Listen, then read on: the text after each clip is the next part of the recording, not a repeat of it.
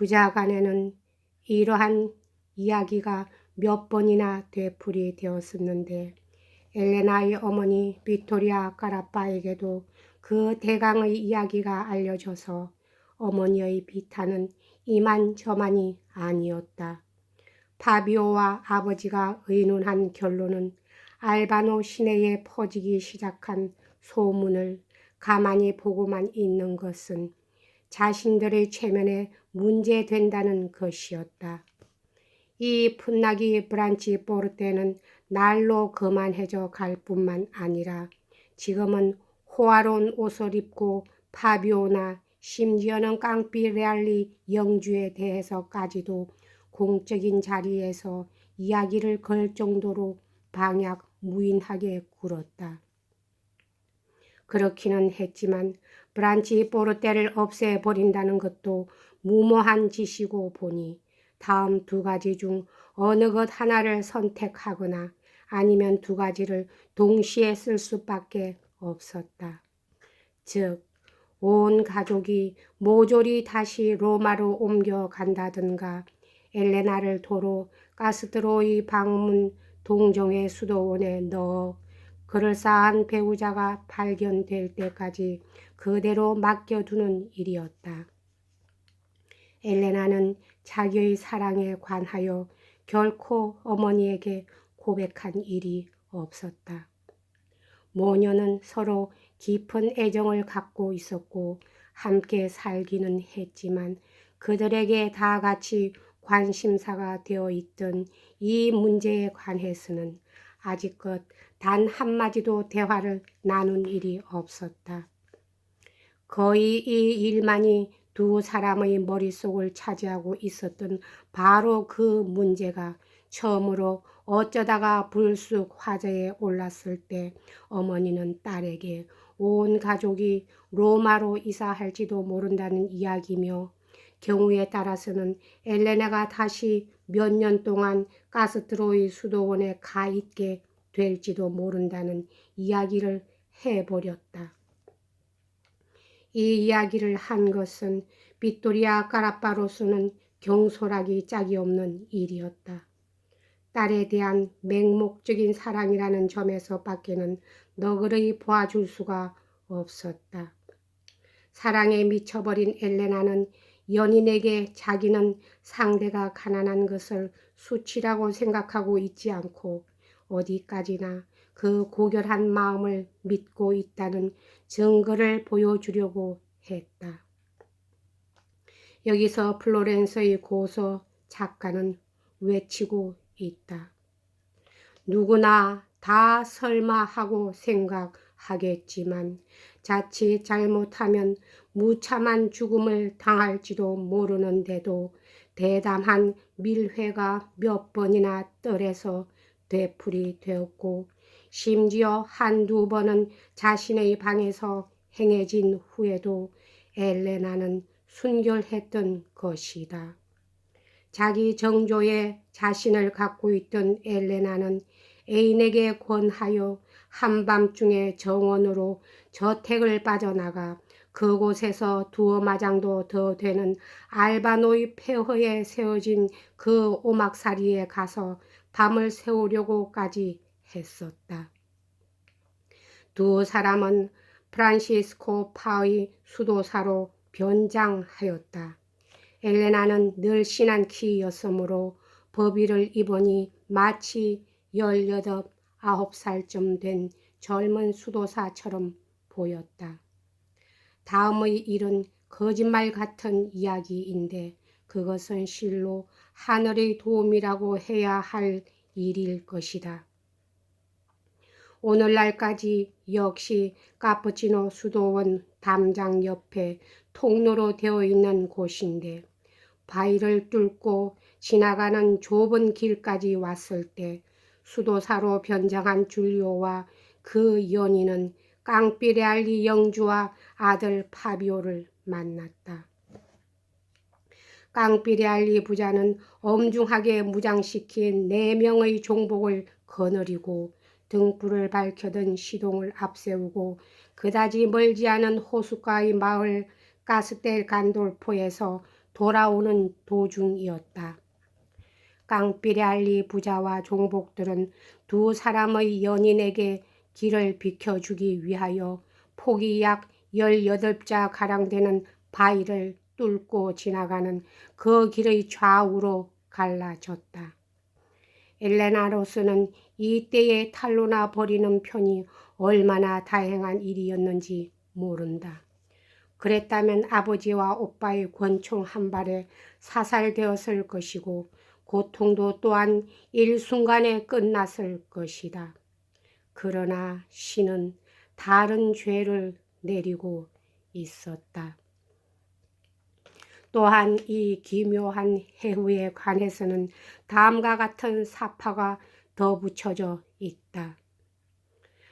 이것은 깡피레알리 부인이 거의 100살의 고령에 달했을 때에도 이따금 로마에서 고귀한 분들 앞에서 하던 이야기인데 또 그것을 들은 분들도 부인에게 못지않는 고령으로서 내가 만족할 줄 모르는 호기심으로 이 사건을 비롯한 여러 가지 일에 대해서 물었을 때에 그 이야기를 내게 해 주었던 것이다.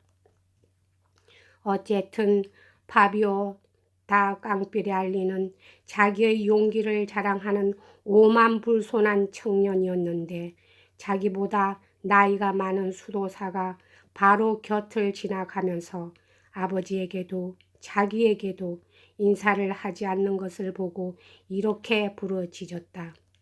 이놈 봐라. 아주 건방진 놈이구나. 이런 시간에 수도원을 빠져나오다니. 이놈은 함께 가는 놈과 무슨 짓을 하러 가는지 알게 뭐야? 놈들이 모자를 잡아 벗겨버린데도 할 말은 없을 거야. 얼굴이나 보아둘까? 이 말을 듣자 줄리오는 법의 속에 비수를 움켜잡고 파비오와 엘레나 사이에 버티고 섰다. 이때 파비오와의 거리는 기껏해야 한 자도 채 못 되었다. 그러나 신께서는 이 해결책에 찬성하지 않았다. 얼마 안 가서 다시금 대결하게 될 이 두 사람의 청년은 서로 기적적으로 노여움을 가라앉혔다.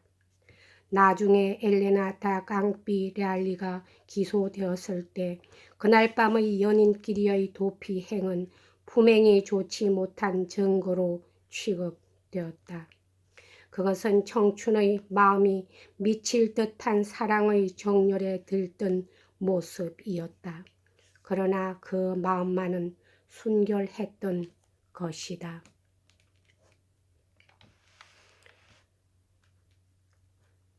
제3편 여기서 미리 이야기해 두어야 할 것은 꼴로나 가와 영원한 원수가 아닌 오르시니 가의 일인데 이 집안은 당시 로마 근교에서 절대적인 권력을 휘두르며 얼마 전 로마 성청 재판소를 움직여 빼뜨렐라 태생인 발다자레 방딘이라는 부유한 농부에게 사형을 선고케 했다는 사실이다. 여기에서 문제가 된 방디니의 여러 가지 행위를 일일이 늘어놓는다는 것은 번거로운 일이다. 그것은 대부분 오늘날이라 할지라도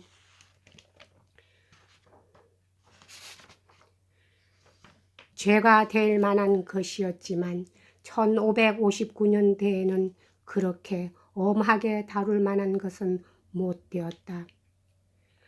방디니는 오르시니가에 속하는 성에 감금돼 있었다. 이 성은 알바노에서 60리 떨어진 발몽돈의 근처의 산중에 있었다. 어느 날 밤 로마의 경찰대장이 경찰관 150명을 인솔하고 도로에서 하룻밤을 세웠다. 방디니를 로마의 또르디나노 감옥으로 호송하기 위하여 와 있었던 것이었다.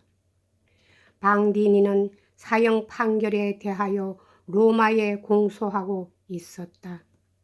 그러나 앞에서 말한 바와 같이 방디니는 꼴로나가에 속하는 요세지 베트렐라 태생이었기 때문에 방디니의 아내는 그때 베트렐라의 체제 중인 파브리초 꼴로나에게 당당히 면회를 청했다. 귀하께서는 충실한 부하 한 사람이 무고하게 죽어가는 것을 그저 보고만 계실 작정이십니까? 꼴로나가 대답했다. 교황 예하의 법정에서 내린 판결은 따라야 하오. 나는 이것에 어긋나는 짓은 하고 싶지 않소. 그 후 즉시 공은 부하 병졸들에게 명령을 내렸다. 모든 꼴로나 당에게는 출정 준비의 포고가 내려졌다. 집결지는 발몽돈의 부근으로 정해져 있었다. 이것은 낮은 암산의 꼭대기에 세워진 조그마한 도시지만 높이 6길 내지 8길 가량의 거의 수직으로 깎아 세운 듯한 연속적인 절벽이 성벽을 이루고 있었다. 오르시니 당과 교황청의 경찰대는 다름 아닌 이 교황 소속의 작은 도시까지 운수 좋게 방디니를 호송해 왔던 것이다. 가장 충실한 교황당 가운데는 깡피레알리 영주와 그 아들 파비오를 손꼽을 수 있었는데 이 부자는 오르시니 가와도 다소 인적 관계가 있었다. 이와 반대로 줄리오 브란치 보로떼와 그 아버지는 옛날부터 꼴로나가에 충성을 맹세하고 있었다. 공공연한 행동을 하기가 거북할 때에는 꼴로나 당은 극히 간단하지만 조심해서 다음의 방법을 사용했다. 로마의 대부분의 부유한 사람들은 그 당시도 오늘날과 마찬가지로 어느 수도회에 속해 있었다. 수도회원은 공식 장소에 나갈 때에는 반드시 눈대에 2개의 구멍이 뚫린 얼굴을 가리는 복면을 쓰곤 했다. 꼴로나 일무는 비밀리에 거사함에 있어서 얼굴을 알리고 싶지 않을 때에는 당원에게 수도회원의 복장을 하고 집결하도록 명했던 것이다. 2주일 동안이나 이 지방 사람들이 화제거리가 되었으나 준비하는 데 매우 시간이 걸렸던 방디니의 호송은 일요일로 정해졌다. 그날 오전 2시에 발몽또네의 대관은 파졸라 숲 일대의 모든 마을에 경종을 울리게 했다. 어느 마을에서나 꽤 많은 수의 농부들이 쏟아져 나왔다. 중세 공화국 시대에는 어떤 욕망의 대상을 획득하기 위해서는 결투를 했다. 그 풍습은 농부들이 가슴속에 아직도 많은 용기를 남겨놓고 있었다. 오늘날이라면 아무도 나오지 않았을 것이다. 이날 매우 기묘한 일이 일어났다. 무장한 농부들이 모여서 마을에서 숲으로 들어갔다. 꼴로나 당원이 파브리초가 지시한 집결 지점으로 향했기 때문이었다. 주동자들은 오늘은 싸움이 없다고 믿고 있는 것 같은 표정들을 짓고 있었다. 그날 아침 그런 소문을 퍼뜨리라는 명령을 받았던 것이다. 파브리초는 휘하의 정예 분자들을 골라서 사육장에서 막 끌어내온 야생에 가까운 사나운 말에 태워 가지고 숲속을 돌아보았다. 여러 지방 농부들이 부대를 이른바 열병한 셈이지만 자칫하면 비밀이 누설될 것을 염려해서 전혀 농부들과는 말을 하지 않았다. 파브리초는 키가 크고 말랐으며 민첩함과 체력에 있어서는 뛰어나게 우수했다.